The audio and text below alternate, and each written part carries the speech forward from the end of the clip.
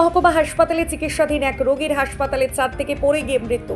ফের প্রশ্নের মুখে সরকারি হাসপাতালে নিরাপত্তা। সূত্র থেকে জানা গেছে মৃত ব্যক্তির নাম নেপাল চন্দ্র দাস, বয়স আনুমানিক 85। এছাড়াও জানা গেছে গত সোমবার পেটে ব্যথা নিয়ে দুর্গাপুর মহকুমা হাসপাতালে ভর্তি হয়েছিলেন দুর্গাপুর নগর নিগমের 26 নম্বর ওয়ার্ডের সুভাষপল্লী এলাকার বাসিন্দা নেপাল বাবু। গতকাল সন্ধ্যা নাগাদ হাসপাতাল সূত্রে খবর পাওয়ার পরই নিউ টাউনশিপ থানার পুলিশ নেপাল বাবুর মৃত্যুর খবর পরিবারকে জানায়। তবে এই মৃত্যু নিয়ে পরিবার সন্দেহ প্রকাশ করেছে। প্রশ্ন তুলছে সরকারি হাসপাতালের গাফিলতি নিয়ে। পাশাপাশি এই রহস্য মৃত্যুর সঠিক তদন্তের দাবি করেছে পাড়া প্রতিবেশীরা।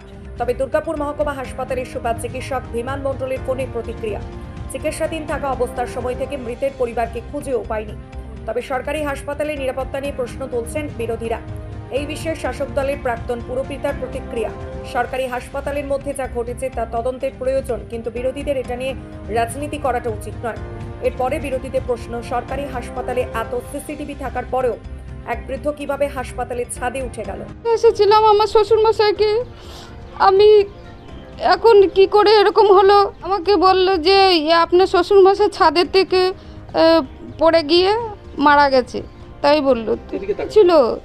তারপরে এসে খবর দিল, দিয়ে আমার আমি তারপরে গেলাম, ওখানে সুস্থ ছিল শ্বশুর মশাই। সন্দেহ তো হচ্ছে যে কি করে ছাদে গেল উনি, এই বয়স এত এরকম অসুস্থ মানুষ, হ্যাঁ ছাদে চলে গেল কি করে, আর ওরকম ঝাঁপ দিল। কত লোক আছে আছে, ওদেরকে পেরিয়ে কি করে চলে গেল ছাদে, ওরা দেখেনি কেন?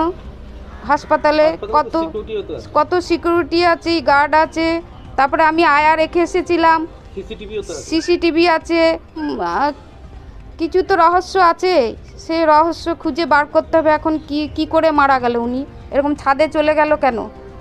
ওখানকার লোক ঠিকভাবে দেখাশোনাটা করেনি। কারণ বলবো যে একটা মানুষ অসুস্থই গেছে, তারপরে আমরা বারবার করে ওনাকে জিজ্ঞাসা করলাম যে ভালো আছে তো, ভালো আছে, বলছে যে হ্যাঁ ভালো আছে। তারপরে ওনার এই জিনিসটা কেন হলো, এটাই আমাদের একটু সন্দেহজনক লাগছে। হ্যাঁ গাফিলতি তো আছে, গাফিলতি তো আছে।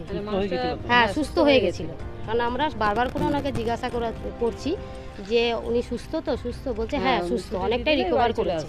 তারপরে এই জিনিসটা কেন হলো? সোমবার নেপাল চন্দ্র দাসকে দুর্গাপুর সাব ডিভিশন হসপিটালে প্রচণ্ড পরিমাণে পেটের গণ্ডগোলের কারণে হাসপাতালে ভর্তি করা হয়। তারপরে যথাক্রমে মঙ্গলবারের মধ্যে উনি যথেষ্ট রিকভারি করেছেন ফ্যামিলি স্টেটমেন্ট অনুযায়ী। তো গতকালকে বুধবার দিন বিকেল 7টা বা 8টার সন্ধ্যে 7টা সাড়ে 7টার মধ্যে খবর আসে যে উনি হাসপাতাল থেকে পড়ে গিয়ে মারা গিয়েছেন। তো এখন আমাদের সবারই একটা প্রশ্ন যে কি করে হাসপাতাল থেকে পড়লেন উনি? এত সিকিউরিটি যখন হাসপাতালে রয়েছে, তাহলে হাসপাতাল থেকে কি করে পড়লেন? হ্যাঁ, ওখানে আয়াও একজন রাখা হয়েছিল। তারপরে এই ঘটনা ঘটেছে। তদন্ত দাবি করছেন এরকম কি হয়েছে? হ্যাঁ, প্রপার ইনফরমেশন তো দরকার যে একজন পেশেন্ট কি করে হাসপাতাল থেকে পড়ে যায় বা কি করে ওনার মৃত্যুটা হলো। 85 ঊর্ধ্ব এক পেশেন্ট, যিনি সুভাষপল্লীতে থাকেন, নেপাল বাবু, তিনি বিধাননগর মহকুমা হাসপাতালের ছাদ থেকে পড়ে গেছিলেন। এই সূত্র মারফত খবর পেলাম। স্বাস্থ্য পরিষেবা নিয়ে আরও অত্যন্ত তদারকি থাকা উচিত, নজরদারি থাকা উচিত এবং প্রপার মনিটরিং থাকা উচিত। না থাকার ফলেই ঘটনাগুলো ঘটছে। বিধাননগর মহকুমা হাসপাতালে যেখানে শতাধিক পেশেন্টের ভিড় প্রতিদিন, তাদের যে মনিটর করতে হয়, মনিটরিং সিস্টেম যদি সঠিক না হয়, তাহলে স্বাস্থ্য পরিষেবা দেওয়ার বিষয়টা আদতেই ভেঙে পড়বে। আমরা এটা নিয়ে কোনো ধরনের কোনো রাজনীতি চাই না। যেখানে পরিষেবামূলক সেবামূলক কাজ, সেখানে আমরা শুধু একটাই আমরা অনুরোধ করব, যারা এখানে দায়িত্বশীল আধিকারিক আছেন তাদের এই বিষয়ে অত্যন্ত সজাগ হওয়ার প্রয়োজন আছে। এই সজাগ না হলে প্রভূত মানুষের ক্ষতি হতেই থাকে। একটা দুর্ঘটনা ঘটেছে, এটা খবরটা আমিও পেয়েছি। বয়স্ক ভদ্রলোক, মেয়ারাবু প্রায় 85 ইয়ার্স এজ ওনার। আমার এই ওয়ার্ডেরই বাসিন্দা, সুভাষপল্লীতে থাকে। যেটা হচ্ছে ছাদের থেকে উঠে পড়ে মারা যায়। কিন্তু এই যে ছাদে কী করে উঠবে, এটাও একটা আমরা পুলিশকে যথারীতি তদন্ত করে এটার ব্যবস্থা করতে বলেছি। পুলিশ দেখো, হসপিটাল অথরিটিও এটা দেখবে। আমি একটা কথা বলি, বিরোধীদের না নিজেদের পায়ের তলায় মাটি নেই। ওদের সব সময় হচ্ছে একটা কোনো কিছু ওই ইস্যু পেলে সেইটা নিয়ে রাজনীতি করতে নেবে। ঠিক আছে, মানুষের একটা দুর্ঘটনা ঘটেছে, এটাতে আমরাও সমবেতি, কিন্তু বিরোধীদের রাজনীতি করতে হবে। এই রাজনীতিটা সব জায়গায় মনে হয় করা ঠিক নয়। এবার লোকেই নেই, পরিবার কি বলবে আর? পরিবার 3 দিন ধরে পেশেন্ট পার্টি খুঁজছে, আমরা পেশেন্ট পার্টি পাচ্ছি না। বাড়ির লোক কেউ নাই।